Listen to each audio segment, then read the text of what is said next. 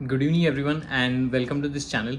सो आज की इस वीडियो में बात करेंगे stock of the town which is IndusInd bank, क्योंकि आज के मार्केट सेशन में इंडसइंड बैंक में जो 27% की गिरावट हुई है उसके बारे में थोड़ी चर्चा करेंगे। Because all of the lot more panic about the stock, because at once upon time ये स्टॉक अगर देखो तो एफआईआई और डीआई का बहुत बड़ा फेवरेट स्टॉक माना जाता था।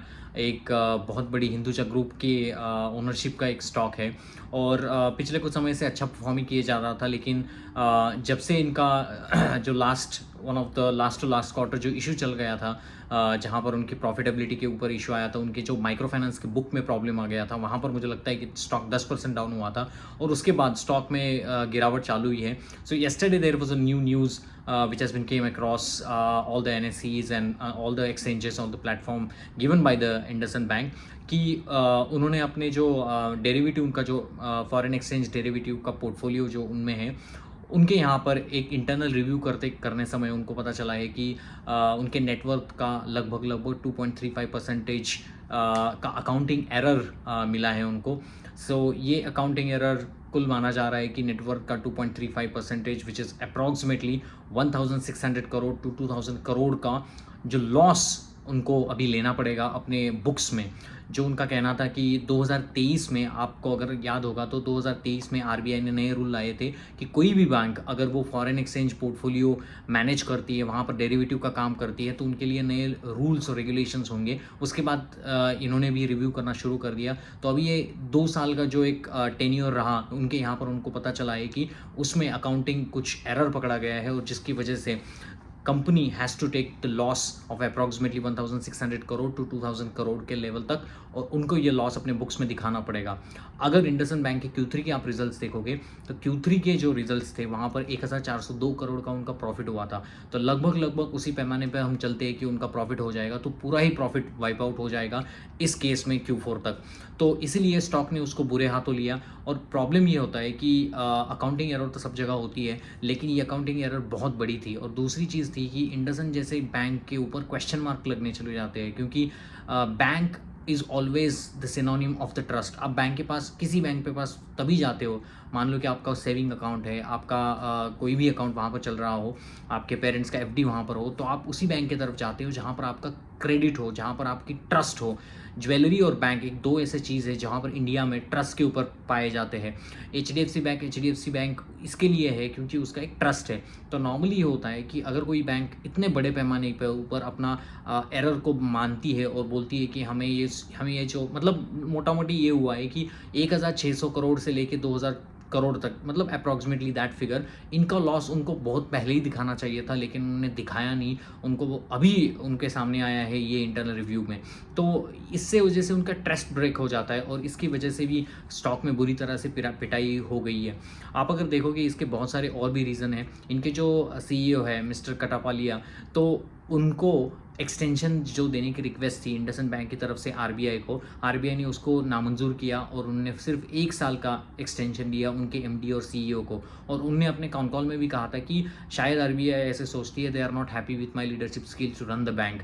तो ये बहुत बड़ा स्टेटमेंट है। अगर आरबीआई कोई चीज़ के ऊपर क्वेश्चन मार्क उठाती है और बोलती है कि आपका CEO is not able to run the bank properly, और इसकी वजह से 3 साल का एक्सटेंशन इंडसइंड बैंक मांगती है इस एमडी सीईओ के लिए, लेकिन सिर्फ 1 ही साल का एक्सटेंशन आरबीआई लेती है, और उसके नेक्स्ट दिन बाद ये न्यूज़ आता है कि अकाउंटिंग एरर पकड़ा गया है। तो कहीं ना कहीं RBI is also not happy the working of IndusInd bank at this moment in time.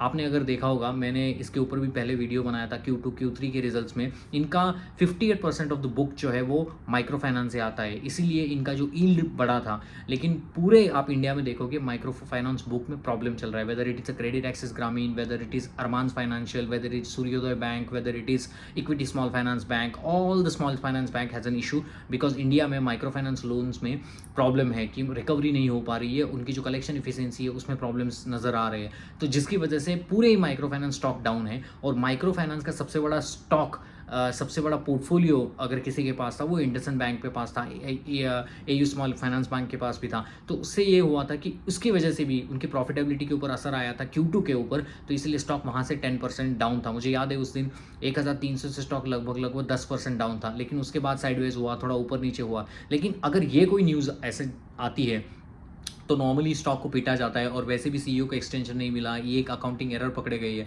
अभी उन्होंने कहा है कि हम एक एक्सटर्नल एजेंसी को हमने हायर किया है, पूरा रिव्यू करने के लिए बताया गया है, और ये एक्सटर्नल जो इनके जो ऑडिटर है वो मार्च या अप्रैल तक, मतलब इनका Q4 का रिजल्ट आने के पहले वो रिपोर्ट सौंप देंगे, और वो पब्लिक की जाएगी कि इसमें एक्चुअली कितना परसेंटेज का लॉस इनको लेना पड़ता है।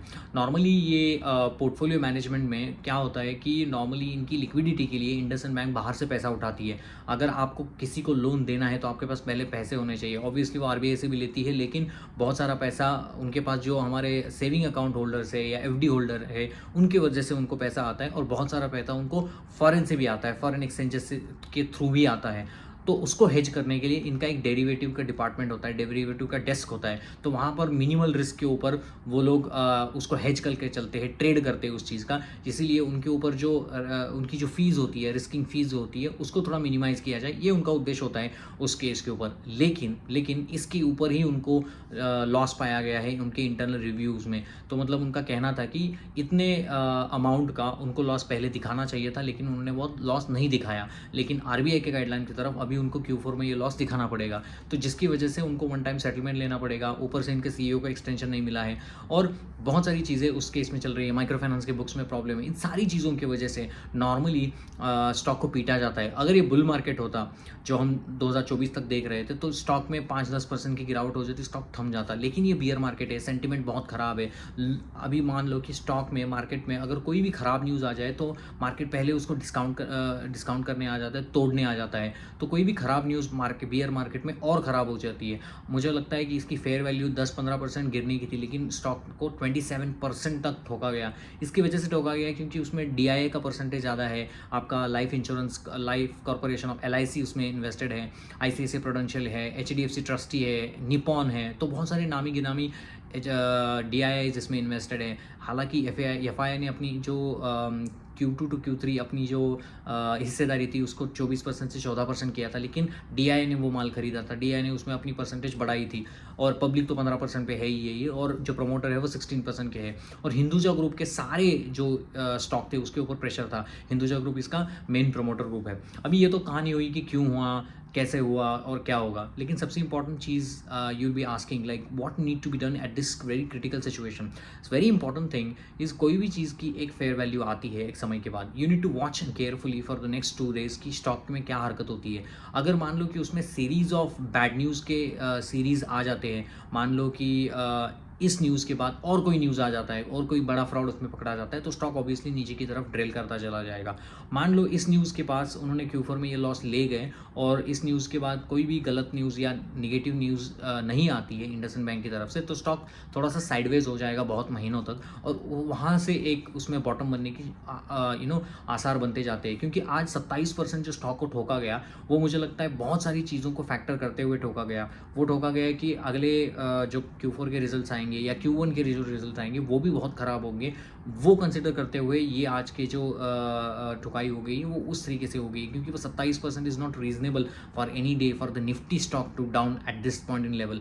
हालांकि एरर तो एरर है, obviously I am not justifying the error, but I am saying is like कि कभी कभी बियर मार्केट में कुछ चीज़ की एक फेयर वैल्यू होती है, उसके नीचे भी स्टॉक को नीचे चला दिया जाता है। और बुल मार्केट में यही होता है, कुछ स्टॉक में न्यूज़ आ जाती है किसने इसके साथ करार किया, तो उसका एक मूल्यांकन होता है कि 5% स्टॉक को बढ़ना चाहिए, लेकिन स्टॉक बढ़ता है 15%, तो बहुत ज़्यादा ही बढ़ता है। क्योंकि बुल मार्केट में लिक्विडिटी रश होता है और बहुत सारे स्टॉक फेयर वैल्यू के ऊपर चले जाते हैं, बियर मार्केट में वो फेयर वैल्यू के नीचे चले जाते हैं। मैं ऐसा नहीं कह रहा हूँ there is no buy and sell recommendation in the IndusInd bank, obviously you need to watchfully carefully look into this thing. अगर कोई नई न्यूज़ उसमें आ जाती है तो that will be the bad stock like the Yes Bank and RBL Bank and all that। but IndusInd Bank की जो आप अगर देखोगे ROE के उनके परसेंटेज थे 13% से 8% तक उनकी ROE आ चुकी है। रिटर्न ऑन एसेट 1% है। NPA GNPA के नंबर भी 1.9592 के हिसाब से थे। कॉस्ट ऑफ फंड्स के ऊपर भी थोड़ा अप्रॉक्सीमेट वही लेवल था।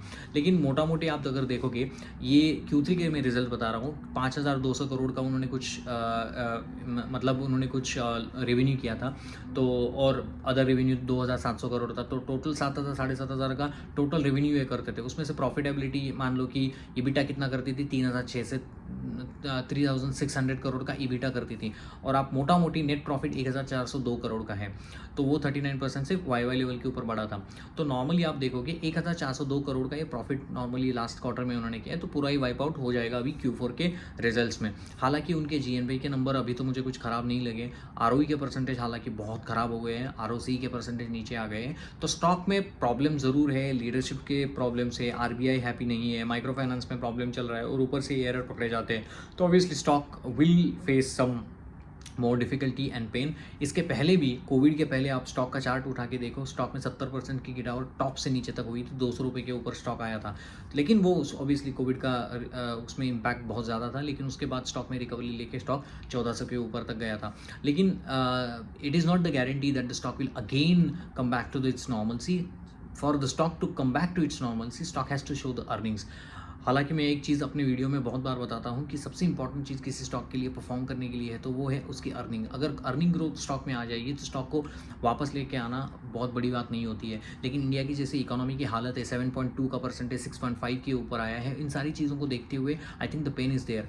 लेकिन थोड़ा बहुत हम मार्केट के ऊपर आते हैं। आपने देखा होगा कि स्मॉल कैप और मिड कैप में अभी उस तरीके से गिरावट नहीं हो रही है, थोड़ा सा लग रहा है कि मार्केट थोड़ा सा सहमा हुआ है। आपको एक चीज़ बहुत देखनी होगी केयरफुली कि जो है इंडिया विक्स अगर थोड़ा ऊपर तेज़ी से तरफ एक दिन बढ़ता है तो मान लो कि वहाँ पर बॉटम हो जाएगा। लेकिन मान लो कि 25-30% से लेकर क्रश ऑफ वॉलेटिलिटी हो जाएगी, तब जाके मार्केट में हो जाएगा। लेकिन there are many rumours because what's happening in US। कल आपने देखा होगा कि डोनाल्ड ट्रंप ने फॉक्स के इंटरव्यू में कहा है कि yes, we are heading for a recession because of the tariffs and everything that we are putting onto this because we are bringing the inflation back. So Donald Trump भी मानते हैं कि उन्होंने अपने इंटरव्यू में कहा है कि yes, we are expecting a recession। उसकी वजह से कल नैस्डैक गिरा 4%, उसके बाद डाउ जोन्स गिरा, आज भी नैस्डैक गिरा है, आज भी डाउ जोन्स गिरा है। लेकिन इन सारी चीज़ों का असर ये जो डोनाल्ड ट्रंप आने के बाद, जैसे मैंने अपने पहले ही वीडियो में कहा था कि जो डोनाल्ड ट्रंप चुन के आए थे, तब मैंने एक वीडियो बनाया था, तो मैंने कहा था कि डोनाल्ड ट्रंप के आने के बाद स्टॉक मार्केट में कहीं भी साइलेंट नेचर नहीं रहेगा। स्टॉक ऊपर की तरफ ही नहीं भागेंगे, स्टॉक ऊपर भी भागेंगे, स्टॉक नीचे भी भागेंगे, because of the way the Donald Trump. Because Donald Trump want to impress the American government and he want to set an legacy, an example for all the upcoming and all the past US presidents. He want to set a long-term vision. They don't care if the market goes up, go down, but they only care like the long term. They want to improve the situation of the American people. So all the Donald Trump is doing, it's good for America but not good for the world, because world में बहुत सारा chaos चल रहा है। आज ही news आई थी कि Canada के ऊपर स्टील इंपोर्ट जो है कनाडा का, चाइना का, वहाँ पर 50% के टैरिफ लगा दिए गए, तो जिसका भी निगेटिव इम्पैक्ट मार्केट में होता है। बिकॉज मार्केट को ये सारी चीज़ें पसंद नहीं है कि आप एक दिन उठो और आज कोई नए न्यूज़ लेके आओ, नए कंट्री के ऊपर टैरिफ लगाओ, इंडिया के ऊपर टैरिफ लगाओ, चाइना के ऊपर लगाओ, और उसकी वजह से क्या होगा कि बहुत ही अनसर्टनिटी का इन्वायरमेंट क्रिएट होता है। It's a war but it's a trade war. तो क्या हो रहा है, चाइना भी उसके पास अपने टैरिफ लगवाएगा, और जिसकी वजह से थोड़ा कंट्री में ना, चाइना ने भी अपने एक स्टेटमेंट जारी किया कि we are ready to fight with America, whether it is business wise, whether it is military wise, we are always been ready। तो ये सारी चीज़ों की वजह से कोल्ड वॉर सिचुएशन ही हो गई है सिचुएशंस, और वहाँ डोनाल्ड ट्रंप चाहते हैं कि ग्रीनलैंड भी अमेरिका के पास आ जाए। तो ये सारी चीज़ें, और इलॉन मस्क के उनके सारे प्रॉब्लम्स, आप अगर देखो कि इलॉन मस्क के कार को बाइकआउट किया जा रहा है अमेरिका में, इसलिए डोनाल्ड ट्रंप ने कहा कि भाई साहब हम तो इसको सपोर्ट करेंगे, और टेस्ला जैसी कार को मैं खुद खरीदूंगा, आज वो खरीदने वाले थे। तो इन सारी चीज़ों के ऊपर एक अनसर्टेनिटी बनी हुई है, और नॉर्मली ये कहा जाता है कि अमेरिका पूरे देश का पूरे वर्ल्ड का बादशाह है इक्विटी मार्केट का। अगर अमेरिका के सारे चीज़ें अच्छी रहेगी तो अच्छी रहेगी, मतलब बुरी भी नहीं रहेगी, तब भी इंडियन मार्केट के लिए अच्छा होता है। ये कहना कि हमारे पास रिटेलर्स है तो अमेरिका कहाँ भी जाए फ़र्क नहीं पड़ता, क्योंकि आईटी का वेटेज भी है बहुत सारा, और बहुत सारा आईटी अभी भी यूएस और कनाडा के तरफ से हमें आता है। यूएस से मेनली हमारा आईटी का रेवेन्यू आता है। तो all the world is linked, you have to always careful and watching about the US markets because they are important. Nasdaq is important for the ITs and other stock, और ये tariff लगने की वजह से ये जो एक्सपोर्ट रिलेटेड जो business है, जिसके ऊपर भी बहुत सारा असर पड़ता है। Hope you like my videos. If there is any improvement you want me to do it, I am happy to take your comments, and hope you like my video on this IndusInd bank. My only suggestion is carefully watch the situation. Stock 27% आज गिरा है, 650 level के ऊपर आया है, इसीलिए उसको जाके खरीदना मूर्खता होगी। इसीलिए स्टॉक को केयरफुली वॉच करना, नई न्यूज़ को वॉच करना। अगर आगे जाके साइडवेज रहता भी है then you can have a think about it for adding the positions and all that stuff. जिनकी पहली भी पोजीशन है, जिन्होंने स्टॉक काटा नहीं है, उनको यही सलाह रहेगी, वेट एंड वॉच। सिचुएशंस आती है, बेयर मार्केट है तो सेंटिमेंट पूरे होने की वजह से स्टॉक कितना गिरा दिया जाता है उसकी एक लिमिट नहीं होती है, लेकिन इसका मतलब नहीं है कि पूरा ही खत्म हो जाएगा, पूरा ही येस बैंक हो जाएगा, because at the end of the day stock market always favours the earning. अगर अर्निंग किसी स्टॉक में आती है तो स्टॉक मार्केट परफॉर्म जल्दी करता है। Hope you like my videos, thank you very much and have a nice day guys.